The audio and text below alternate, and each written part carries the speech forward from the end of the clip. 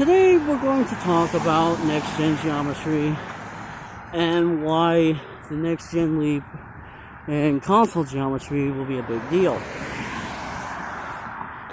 I mean, when it comes to 3D rendering, the most important aspect is its main building block, which is the polygon. Or basically unfold the polygon primitive. It'll come in mostly two varieties nowadays, the triangle and the quadrilateral. Basically, the polygon primitive will consist of mostly vertices, edges, and a face, all coming together to become a full-on polygon. Now, and that's just before you put in, flat shading, garage shading, funk shading, textures, and whatever.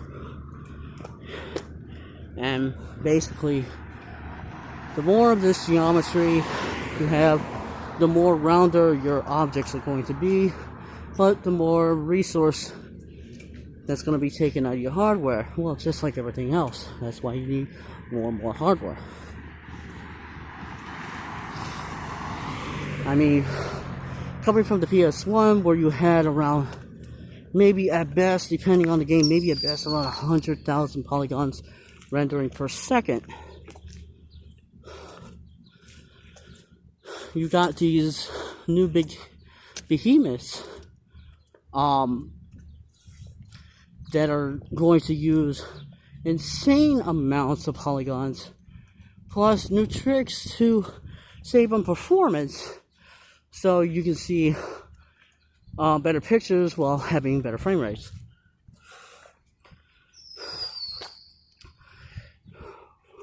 In the PS5 and the Xbox Series X, the RDNA 2 GPUs will have new and improved geometry processors, right? This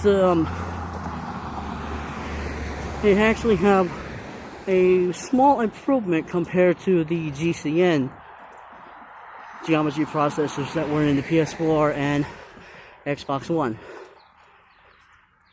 In the PS4 and Xbox One, the geometry processors could only render 4 primitives per clock. That was nice for rendering big geometry at the time, though not as much of a leap as, say, last gen when taking everything else into consideration. Now, this gen, this is where it gets interesting. Because in some areas, the PS5 may have an advantage in geometry over the Xbox Series X. Because in RDNA 2, not only do you have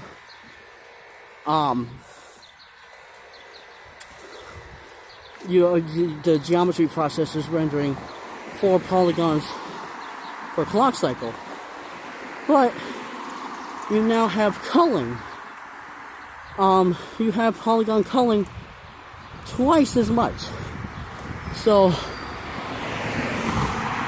you have the rendering of 4 polygons per clock, and now the culling of 8 polygons per clock. And that's actually a huge deal. Because culling is very important if you want to save on resources. Culling is where you actually remove geometry off camera, right? So that the processor can only focus what's on front of the camera. Right. I mean, you probably saw an example in a couple of videos when they were showing Horizon Zero Dawn stuff, right? But now, we're getting better techniques this gen, right? Where we're getting some sort of frustum culling. So, basically, you'll be getting culling in front of the camera, but not in front of objects. apparently it'll be additional culling behind objects that are in front of you, just to save extra on performance. Tricking your eye into thinking you're seeing everything while not losing a single frame.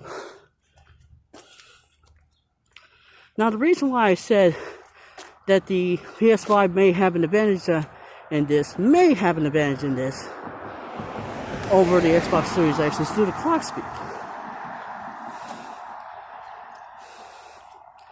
Because remember, the PS5 has a faster clock speed than Xbox Series X. So basically, top raw geometry performance on the PS5 could be up to 8.92 billion polygons rendering per second, as opposed to the top limit of 7.6 billion polygons per second on the Xbox Series X. But you gotta remember, guys, this is taking into consideration raw geometry. It's not taking into consideration everything else that renders into it, where the Xbox Series X may have an advantage, such as textures, effects, and all that, because that'll eat up at resources and you'll have to cut down on geometry quite a bit.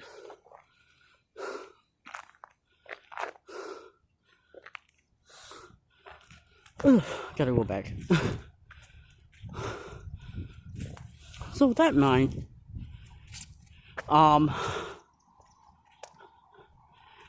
there could be some advantages on the PS5 that won't be in the Xbox Series X, but vice versa. But regardless of what I'm saying now, know this: the overall gap between PS5 and the Xbox Series X, even though the overall percentage may be in the Xbox Series X favor, it's still going to be smaller than last gen by around half. By around half of the size.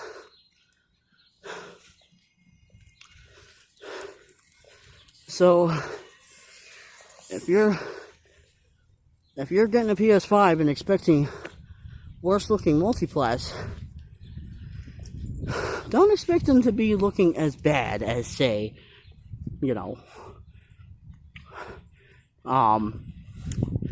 PS1 gen, or PS2 gen, or even PS3 gen in the beginning.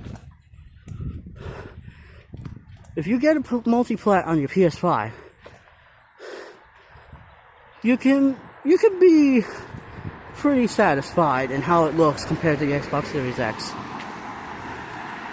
But don't be surprised if maybe one or two of these games actually end up, in the entire lifespan, end up looking better on PS5 than the Xbox Series X.